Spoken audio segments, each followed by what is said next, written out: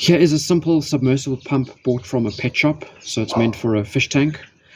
What it is a small little box with an outlet here that we're going to put a pipe on at a later stage, and we simply take it and we plug it in.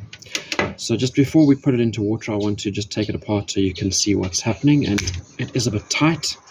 So first of all, there's an outer layer on this one where the water is going to come in.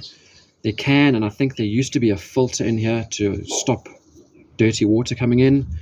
It then goes into this section here. This, when it is on, is going to rotate.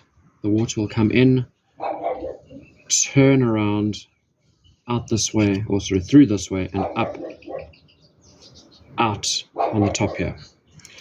I can also take this one off, just so you can see what's going on in here.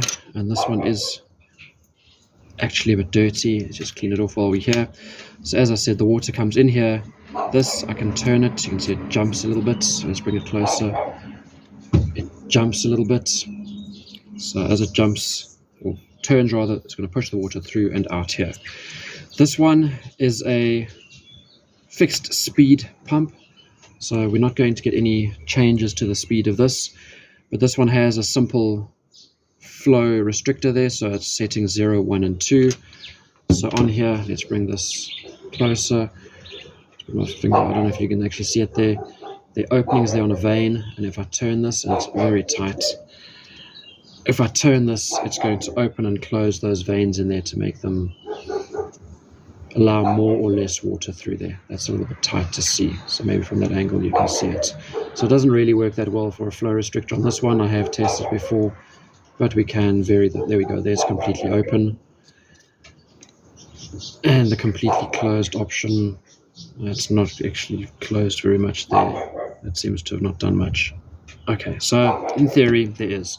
Let's put it back together so we can see how it actually pumps. Okay, so I've put it back together. I've put a pipe onto it. I've got a bucket of water here. This one doesn't have an on-off switch, so the second I plug it in, when I lean down to the right here, it is going to come on. So let's just get this on here so you can see it going. So we got 1, 2, 3, it should work. So there we see it's pumping the water. And there we go, simple as that. It's just going to pump the water. Okay, so the one catch to this is it has to be under the water. And there we go, it's pumping nicely.